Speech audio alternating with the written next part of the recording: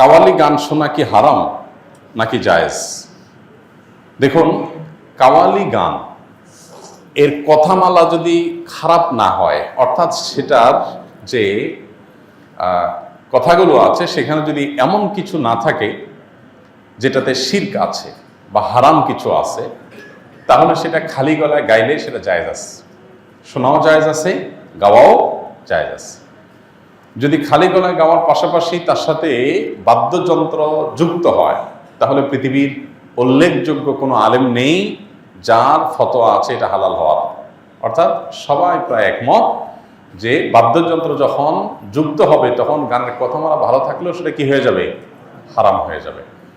একজন মুসলিম হিসাবে হালাল হারাম মেনটেন করা আমাদের জন্য খুবই গুরুত্বপূর্ণ বিষয়। এটা ঐচ্ছিক কোনো বিষয় না।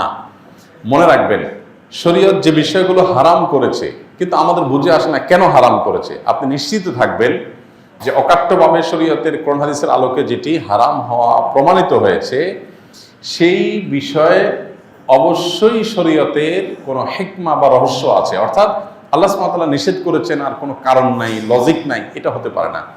যেমন গানের কথাই যদি আপনি বলেন, গান এর সাথে যখন বাদ্যযন্ত্রের সংমিশ্রণ হয়, মানুষের মনের ভিতরে যে এক ধরনের ভাব তৈরি হয়, এর ফলশ্রুতিতে মানুষ শয়তানের সাথে কানেক্টেড হয়, শয়তান দ্বারা খুব বেশি প্রভাবিত হতে থাকে।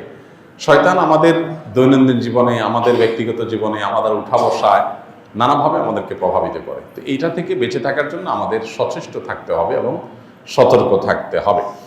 তো শরীয়ত সেজন্য আমাদেরকে বাদ্যযন্ত্রের ব্যাপারে খুবই সতর্ক করেছে।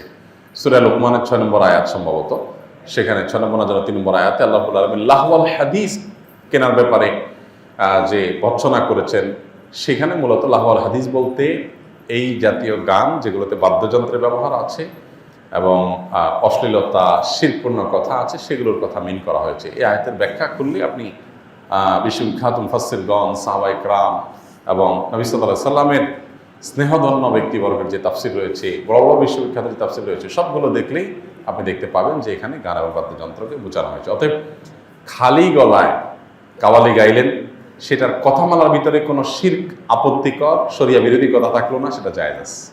আর যদি শরিয়া বিরোধী কোনো কথা থাকে, কোনো সময় দেখা যায় এই জাতীয় কাওয়ালিতে এমন এমন কথা থাকে যে কথাগুলো সবসময় না, কোনো কোনো গানের মধ্যে যে কথাগুলো আসলে শরিয়ার আলোকে সঠিক নয়, গর্হিত, নবী সাল্লাল্লাহু আলাইহি সাল্লামকে মর্যাদা দিতে গিয়ে আল্লাহর পর্যায়ে নিয়ে গেল, তাহলে এটা শিরক হয়ে গেল। তো এইরকম যদি কিছু থাকে তাহলে সেটা খালি গলায় গাওয়া জায়েজ নাই। আর দ্বিতীয়ত হলো যে বাদ্যযন্ত্রের ব্যবহার থাকতে পারবে না, এই দুই শর্তে সেটা জায়েজ আছে। কাওয়ালি হইলেই সেটাকে আমরা অনেকে ইসলামিক মনে করে গলদকরণ করি এবং সেটাকে ইসলামিক মনে করি, এটা ইসলামিক না। পরিষ্কারভাবে আমাদের ধারণা থাকতে হবে। অনেক সময় দেখা যায় মুরগি দোকানদারগণ নিজ হাতে একাকী মুরগি জবাই করেন, এক্ষেত্রে কোনো দিক বিবেচনা করেন না। জানার বিষয় হলো এমন মুরগি জবাই শুদ্ধ হবে কিনা। মুরগি জবাই করতে হলে দুজন লাগবে এমন কোনো বাধ্যবাধকতা নেই। একাকী মুরগি জবাই করলে সে মুরগি খাওয়া যাবে, কোনো অসুবিধা নেই। দেখার বিষয় হলো আপনি বিসমিল্লাহ বলে জবাই করছেন কিনা, মুসলমান জবাই করছে কিনা, এটা হলো দেখার বিষয়। একজন মুসলমান জবাই করেছেন, বিসমিল্লাহ বলেছেন এবং সেই সাথে যতগুলো রগ কাটার কথা, মোটা যে আপনার খাদ্যনালী, এর বাইরে যে কণ্ঠনালী, শ্বাসনালী আছে, আর সরু যে চিকন রগ আছে দুই সাইডে, এগুলো কাটা গেছে কিনা দেখা যায়।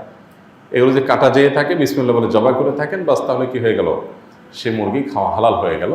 এটা কি মহিলা জবাই করছে না পুরুষ জবাই করছে, ভাই বোন জবাই করছে কিনা, জবাই করার সময় ওযু ছিল কিনা, দুইজনে করলো না একজনে করলো, এগুলা কোনোটাই আসলে এই মুরগির হালাল বা হারাম হওয়া, খাওয়া বা না খাওয়ার সাথে, বা খাওয়া যাওয়া, খেতে পারা বা না খেতে পারার সাথে কোনো সম্পর্ক নাই। যার কারণে একাকী মুরগি জবাই করে যদি দোকানদার জবাই করে, জায়েজ আছে। বিসমিল্লাহ বললো কিনা, রগগুলো ভালো করে কাটলো কিনা, এটা ইম্পর্টেন্ট। আপনি কোনো রকম একটা পোস্ট দিয়ে দিল, ভালো করে সবগুলো রগ কাটলো না, তাহলে জায়েজ হবে না। এখানে কণ্ঠনালী যেটা আছে, যেটা দিয়ে খাদ্যনালী যেটা খাদ্য যায় সবচেয়ে মোটা, সেটা কাটা গেল কিনা, তার পাশে শ্বাসনালী আছে, এটা কাটা গেল কিনা, চিকন চিকন দুই পাশে দুইটা রগ আছে, কাটা গেল কিনা, এটা আপনি ভালো করে দেখবেন। বাস বিসমিল্লাহ বললো কিনা, তাহলে ইনশাআল্লাহ সে মুরগি খাওয়া জায়েজ হবে। নিকটাত্মীয় খালাতো ভাইয়ের মেয়েকে বিবাহ করা যাবে কিনা।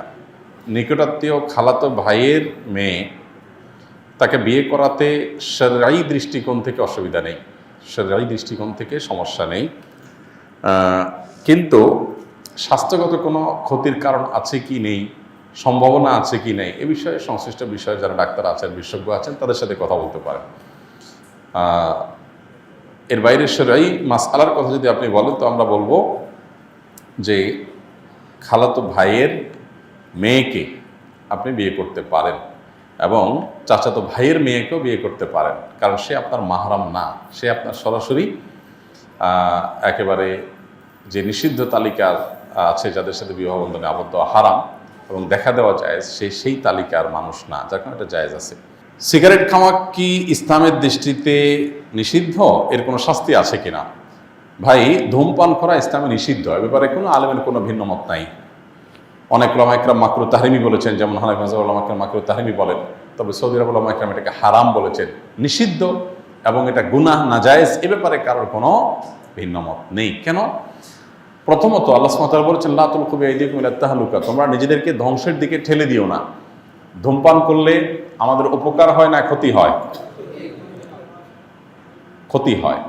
উপকার হয় না বললেই চলে, পেট ভরে না, অন্যান্য কিছু না। আপনি বলবেন যে আমার ঘুমের লাই কাটে অথবা এনার্জি আসে বা অন্যান্য কিছু আসে, এরকম যদি বলেন, মদ এবং জুয়া এগুলো সম্পর্কে আল্লাহ বলেছেন ওয়াইফ মুহম্মা আকবর মিন নাফাহিমা, এগুলো লাভের চাইতে ক্ষতি বেশি। লাভ আপনি একটু ঘুমাচ্ছেন, ভালো লাগলো, কিন্তু ক্ষতি হবে তার চাইতে বেশি। তো যে জিনিসটা খেলে পরিষ্কার ক্ষতি হবে, আপনার সুস্পষ্ট ক্ষতি সাধন হবে, জেনে শুনে সেরকম ক্ষতিকর জিনিস খাওয়া, যেটা আপনার স্বাস্থ্যকে ধ্বংস করবে, আপনাকে বিপদের দিকে ঠেলে দিবে, মৃত্যুর দিকে ঠেলে দিবে, ক্যান্সারের কারণ, সবচেয়ে বেশি ক্যান্সারের কারণ হয় এই ধূমপান। তো সেই জিনিসটা সেবন করা ইসলামে জায়েজ নাই, না জায়েজ, এটা একটা বিষয়। দ্বিতীয়ত, এটা যেহেতু আমাদের পেট ভরে না, এরপর আমরা টাকা দিয়ে যদি এটা খাই, তাহলে সেটা অপচয় হয়, কারণ এটা অনর্থক অহেতুক একটা জিনিস। এটা যেটুকু আপনার ফুর্তি বা যেটুকু আপনার ভালো লাগা বা তথাকথিত এনার্জির জন্য করেন, তার চাইতে ক্ষতি অনেক বেশি। ধূমপান করার ফলে আপনার মুখে যে দুর্গন্ধ সৃষ্টি হয়, আল্লাহর জমিনে কোনো হালাল খাবার খেলে মানুষের মুখে এরকম দুর্গন্ধ হয় না। এরকম বাজে গন্ধ, এরকম নোংরা গন্ধ, এর গন্ধটাই বলে দেয় এটা কি শরীয়তে হালাল নাকি হারাম। কথা বুঝে আসছে? বিধায় যাদের এই বদভ্যাস আছে, তাদের সদিচ্ছাই যথেষ্ট এখান থেকে সরে আসার জন্য। মানুষ পারে না এমন কিছু নাই। অনেকে বলে, ভাই আমি বহু চেষ্টা করছি, পারি না। তাই বলে পারেন না মানে? আপনি পারবেন, আপনার সাথে আপনার 14 গোষ্ঠীতে যত ধূমপাই আছে সবাই পারবে একসাথে ইনশাআল্লাহ। কখন পারবেন? যখন ঠেলায় পড়বেন, তখন আপনি পারবেন। আপনাকে জেল নিয়ে যদি বেঁধে রেখে দেওয়া হয়, আপনি পারবেন, দেখবেন সাথে আরও কত কিছু করবেন। আমরা যারা মনে করি যে আমরা পারি না, তাদের আসলে সদিচ্ছার কি আছে, অভাব বা ঘাটতি আছে। যদি আপনার সিরিয়াসনেস থাকে, তাহলে পারবেন না এমন কিছু নাই। মানুষ অভ্যাস ছাড়তে পারে না। আপনি কি মরে যাবেন? এরকম করে বিষয়ে আপনি মরে যাবেন, একটু কষ্ট হবে। এইটুকু কষ্ট করা, নিজের বিরুদ্ধে সংগ্রাম করা, নিজেকে নিয়ন্ত্রণ করার মতো শক্তি সামর্থ্য যার নাই, এরকম একজন ঢিলা মানুষ, যার আত্মনিয়ন্ত্রণ নাই, নিজেকে কন্ট্রোল করতে পারে না, ডায়রিয়া রোগের মতো ঢিলা, ডাইরেক্ট হয়ে গেছে, যে তার মনে চায় আসে ওখানে কাইত হয়ে যায়, সে কিছু করতে পারে না, নিজেকে ধরে রাখতে পারে না, এরকম ঢিলা মানুষ আল্লাহর কাছে জান্নাতের এক্সপেক্ট করে কিভাবে সে জান্নাতের প্রত্যাশা কোন মুখে করবে? এজন্য সৎ সাহস দরকার। আল্লাহ আমাদেরকে সেই তৌফিক দান করুন। এজন্য ধূমপান করা থেকে আমাদের বেরিয়ে আসতে হবে, যে সমস্ত ভাইদের বদভ্যাস আছে। আস-সুন্নাহ ফাউন্ডেশন, উম্মার স্বার্থে সুন্নাহর সাথে।